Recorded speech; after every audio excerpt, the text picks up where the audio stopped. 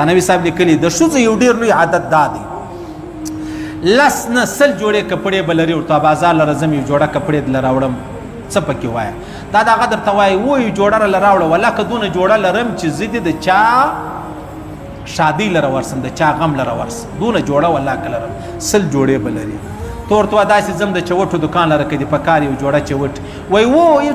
څه کولې راته پراته دي په شرمېږم په شرمېږم د خیشانو پر مخ د میلمنو پر مخ د چا چې ډاکټر لره ځم لا ولاکه دونه چوټې لرم ټیک سلو دونه څه کولې وایي ولاکه لرم ته مشکات شریف حدیث هم دی پیغمبر اسلام هم فرمایي دا به سل جوړې چوټې لري دا به سل جوړې جامې لري خو دا وایي ماله یو جوړه بل راوړه ماله یو جوړه بل راوړه حضرت عمر فاروق فرمایي و زنانو ته ډېر کالي مه ورکوئ چې زنانې ته ډېر کالي ورکوې نو د دې زړه غواړي چې زه د باندې ووځم زړه یې غواړي زه د باندې و زموږ ته ډېرې زنانې په دا خاطر نه دي همسایګانو واده لره وایي یاره زه کالي نه لرم وایي ولې هغه نوي جوړه کالي وایي دا ما په پلاني واده کې اغوستي وو اوس د حضرت عمر فاروق څونه لوی حکمت دی څونه لوی بصیرت الله ورکړی دی و یاره نوي جامې مه ورکوه که نوي جامې تا ورکړې بیا دا هر واده لره ځغلي هرې شادۍ لره ځغلي هر کور لره ځغلي او چې جامې نه لري بیا وایه یاره کالي نه لرم په پلاني واده کې م دا کالي اغوستي وو خوند نه راکوي چې اوس یې بیا وه نو ښځې به څه راته وایي او ښځه دونه بې وقوفه بیا هم ده بې عقله هم د عاجزانو اوس په کار خو دا ده چې ته خپل خاوند ته ښایسته جامې ښایسته لباس ښایسته کپړې واغوندې په خپل کور کې واغونده پروا نه لري زوی دی ورور دی پلار دی اوس د زنانې یو ډېر لوی بېوقوفي یې بولې د دې چل یې بولې دوکه یې بولې فراډ یې بولې ډاکټر لر روانه ده هغه کپړې اغوستې دي چې په تېره ورځ دې په واده کې اغوستې پیر لره روانه ده مولوي صاحب لره روانه ده هغه جامې اغوستې دي چې هغه تېر وار یې د ورور یې ده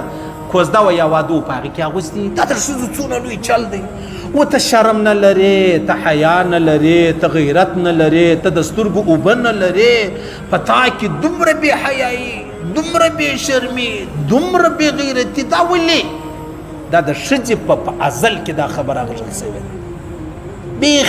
بیخي به یا صحابیات خو به نه یادوم رابعه بصریه به یي چې هغه به دا چل نه کوي که نه یې ټولې زنانې داسې ټولې و خپل خاوند ته قسم په خدای سینګار نه کوي او الله فرمایي خپل خاوند ته جایزه ده ویې که فرض ده در باندې لیکن خپل خاوند یې نه کوي بیا چې هلته معمولي فنکشن یې پروګرام یې مجلس یې په هغه کې بیا د دې مخ نه راګرځي څونه لوی عیب دی څونه لوی عیب دی چې په دا ښځو کې پروت او بیا سره د دې دا ښځه سر نه خلاصوي سره د دې ښځه سر او ته حساب ولګوئ عزیزانو ګوره موږ ته یې وینو یو ریړۍ والا دی یو 15,000 10,000 مزدور دی ملازم دی نوکر دی دغه رقم پلانۍ زه چې اوس خلک در وخت دی ګویا مولوي صاحب ما ښایي څونه غریبان خلک دي لیکن چې دا کوروالا یې ووینې د دې لباس د دې کپړې د دې چوټې د دې سینډلان د دې شالونه د دې یاره خو د پلاني غریب کوروالا نه ده و ده هغه ریړۍ والا نه دی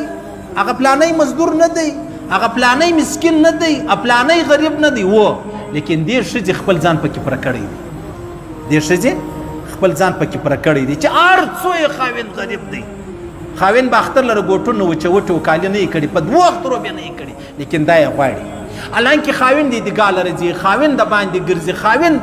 شادۍ و غمو لره ځي خاوند چې د جانداریانې کوي په کار خو د خاوند دپاره وه چې نوي نوي کالي یې کولې لیکن ښځه وایي یا ماتې راکوه اوس په اختر کې د ښځې د کالیو څه ضرورت دی ته چیرې ځې ټیک شو عجبه دا عیبونه دي په دې زنانو کې